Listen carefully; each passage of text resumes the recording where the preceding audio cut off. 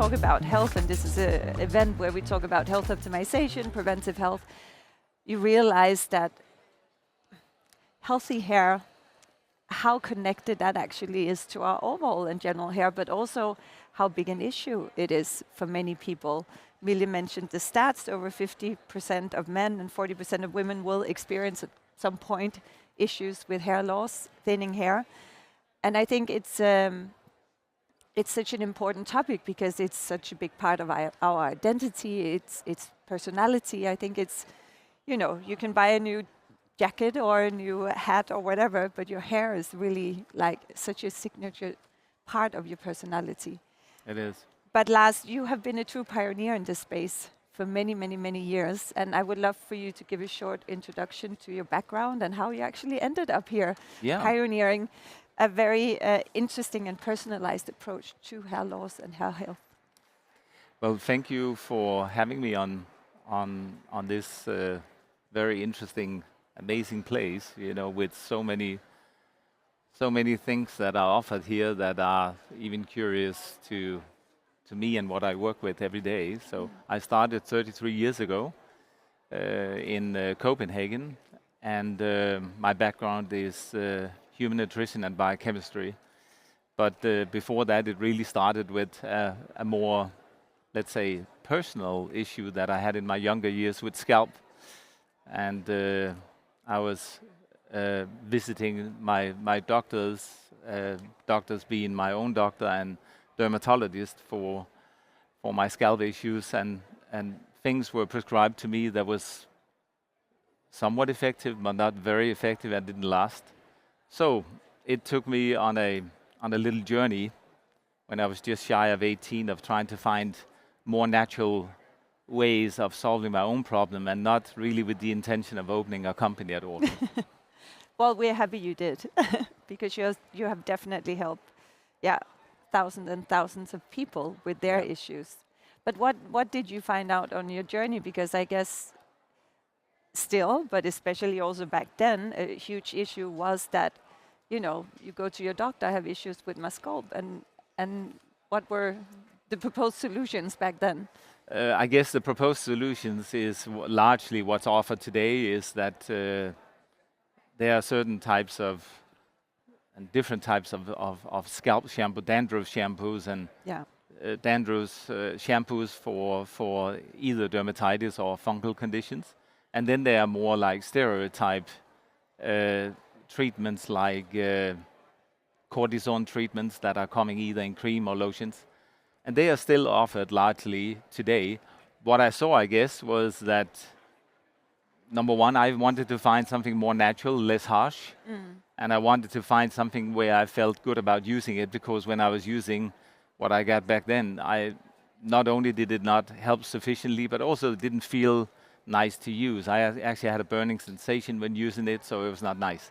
I guess when I came to the decision about opening a company around beginning of the 90s, I really saw that we had the alternative over here that seemed to not offer enough effect, but it was clean.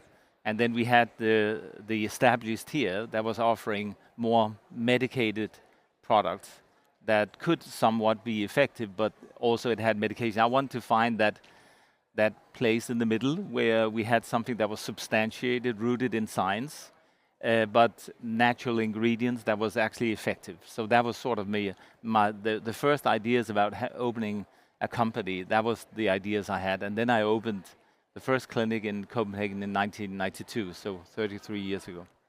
Yeah, and I think many of the topics here, and there's so much discussion around what are the side effects of medicine, what are the side effects of all these chemicals and not natural things that we apply, whether it's to our cream or shampoo or what we eat. So I think the beauty of your path has really also been that this is natural, no side effects. But before we dive into what you actually do, I would also love for you to put a few words to what are the most common issues that you see, because I think there's also a lot of misconception about why is it what actually generates hair loss, or why is it people are dealing with these issues. Yeah, The most common type of hair loss that we see, hair thinning that we see in men and women, are what we call androgenetic hair loss. This is the more, what some would also call it genetic hair loss, some call it hereditary hair loss, but it's really the same. So it's in your genes, basically. Yeah, it's an interaction between what is in your genetic material and how the hormones are then carrying out the order that is vested in your genes, and then over time the hormones are then doing the work to make that happen. But however, what we have been working on for the last, out of the 33 years I've been doing this, I've been focused very much on scalp health as one, but maybe I'll talk about the different pathways into hair loss. Yes. So some of the pathways we work on are oxidative stress, inflammatory pathways.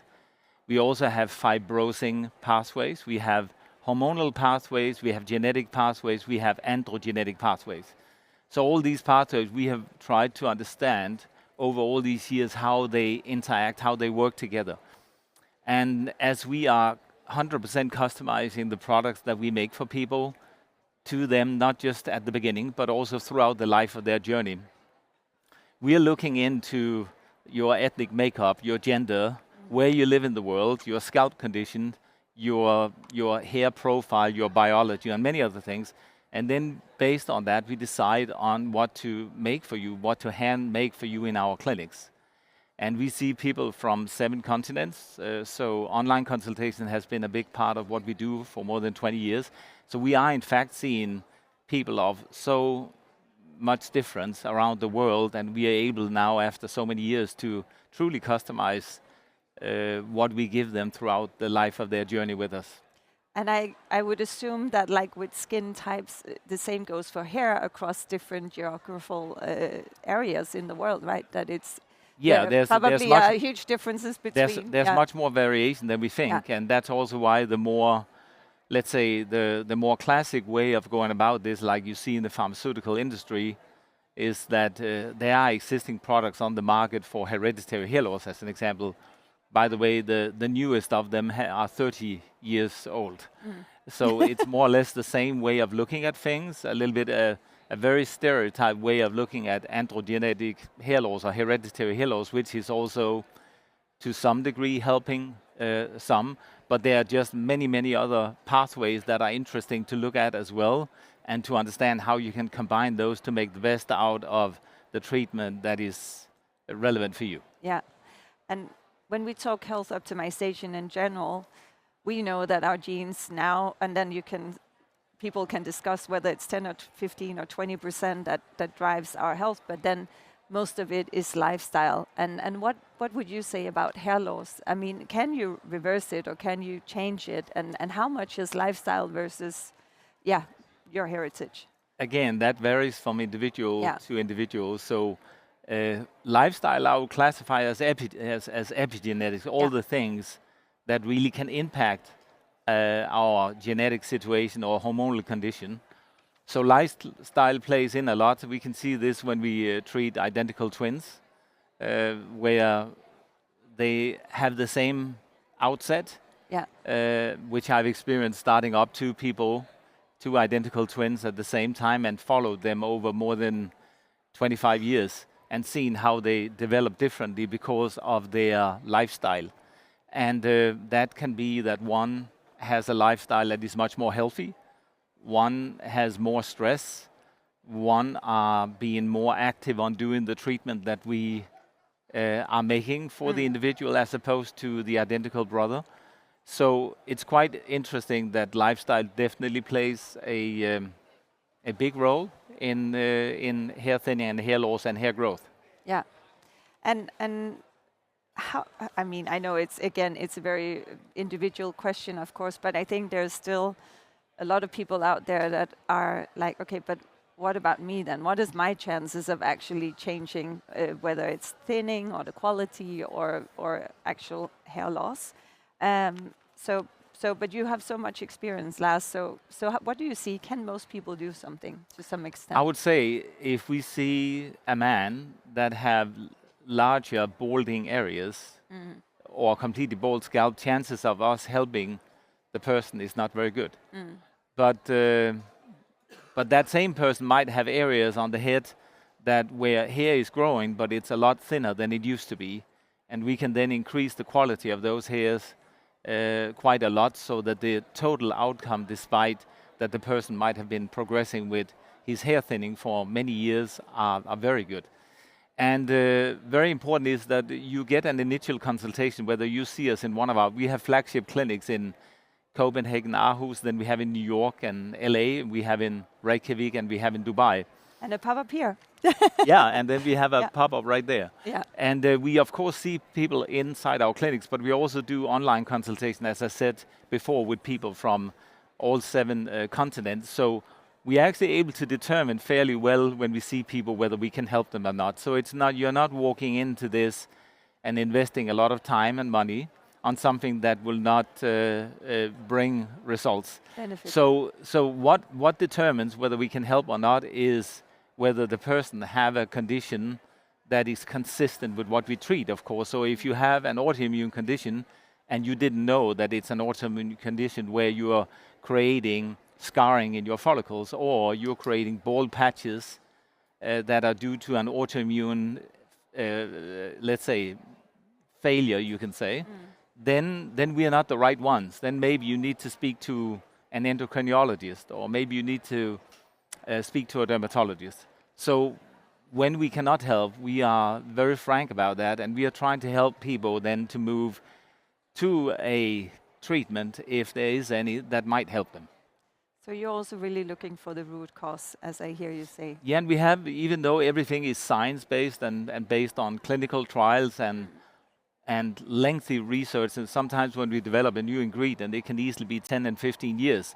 So there's a lot of time and energy going into the process of developing individual ingredients and products and methods. But that also gives us the insight to who we can help and who we cannot help. So this thing about being very straightforward and frank with people about that from day one is, of course, essential to what we do. And we did a podcast recently, and I think this is a question I love, because I feel there is so much misconception, and maybe, as you say, not much has happened within the past 30 years in this field. So in your opinion, what are some of the biggest misconceptions that people out there might have in terms of hair loss, hair quality, or we can also turn it around, what are the best things that they should do? I think many people believe that they are not, it's not healthy to wash their hair. As an example, they are doing it maybe only a couple of times a week. But for many, if they are washing with the right shampoo and using the right hydration product, it's something that will benefit most people to do daily or every other day, every second day. The shampoos that we produce are treatments. So they obviously they don't contain any perfume or color or problematic preservatives or silicons or things like that. But that's a big misconception that many have probably heard from maybe their parents and their hairstylist, or maybe even their doctor, that is not healthy to do often. And as I said before, 27 years ago, I published the first article about the link between scalp health and hair health. So anyone sitting out here that are not washing their hair so often, I would just say start washing more. With the right shampoo. Yes, but even with what they have, could probably benefit them to wash more with. There are a lot of shampoos, unfortunately, on the market that I'm wondering why are there. Because they contain, most of them, 99.8% contain so many ingredients that doesn't belong in a shampoo. Because remember, the shampoo doesn't just wash the hair, it's supposed to wash the scalp. Our shampoos are meant to come into the follicle and do work there, and then the local treatment that are handmade for you is something that people then add later. We also have many clients on treatment that are not necessarily under topical treatment, but they use a specific supplement that we've developed over the last 12 years, and it was launched last year with my right hand, Dr. Vasiludis, who's a triple board certified dermatologist and have also been focusing on nutrition for 20 years. So then they use the supplement together with the right shampoo and the right hydration product, and that in itself can be plenty for many. Yeah, so you're back to, again, lifestyle, the right conditions. And talking about shampoos, what And is back it? to customization. Yes, Making it relevant for you. of course. But back to the shampoos, I would love to hear, what is it we need to be mindful of not? I mean, what are the things to if you look at your shampoo at home, that should go, okay, this goes out? I would say a few basic things. I would say try to steer free of color, perfume. Yeah. There are many shampoos that have silicons in, even though it's silicon-free. There are many constituents that have the same purpose as the silicon and can put a layer on the surface of the scalp, which is not ideal. I would also steer free of sodium lauryl sulfate or sodium lauryl sulfate. And then there are many other ingredients you add that we don't have more than 4 minutes left, so there's a long list of things I wouldn't put in a shampoo, but for a starter, if anyone should just go for let's say a more reasonable shampoo, then at least try to avoid perfume and color. Okay. And where do you see, I mean, where do you see the future going here? What do you think? I mean, there's a lot of talk about stem cells, exosomes, you know, a lot of things happening in the field of preventive and longevity, preventive health and longevity. How do you see that impacting when it comes to healthier hair and preventing hair loss, ultimately? I definitely see them being fragments of the whole. But I think what's important is that if we want to create results, we want to create something where we know that if we give you this treatment, you follow it this long, we can expect these results. So many of the treatments out there with PRP, exosomes, stem cell treatments and things like that are definitely interesting, and I think they will become something. I think we need to study them a lot more. We need to understand them again a lot on a lot deeper level, do a lot more research and trials on things like that to understand safety and many other things like that. I'm working with one of the leading person in regenerative medicine. He was actually speaking last year here, Dr. Adil Khan. Yes. And next year, I believe that we will have the first system to safely regenerate people's own hair cells. Wow. Which I truly will believe is the future, because we will be able to take a person with no hair and make her or this person's own hair cells and multiply those in an unlimited number, so that they can either be implemented by maybe injection or maybe by hair transplantation, but then there will be, in principle, no limit to what you can get. So but there are many other interesting things coming out there, not only, of course, what we are looking at, but I think a lot of what I see, including some of the medications that are being talked about now, they will be a big thing. And we hear this again and again over the last 30 years. Now this is coming, and in a few years we will have a new medication that will solve all problems. There will probably never be such thing, because that particular medication or system would then have to address every single pathways into hair thinning or hair loss, which I believe is difficult. So my holistic mind will not necessarily accept that. I think that's very exciting. And do you believe that we will, in the future, you don't have to say how many years, but do you, with, for example, what you are now researching with Dr. Khan, do you believe we will be able to prevent or even revert hair loss in the future at some point? Completely sure.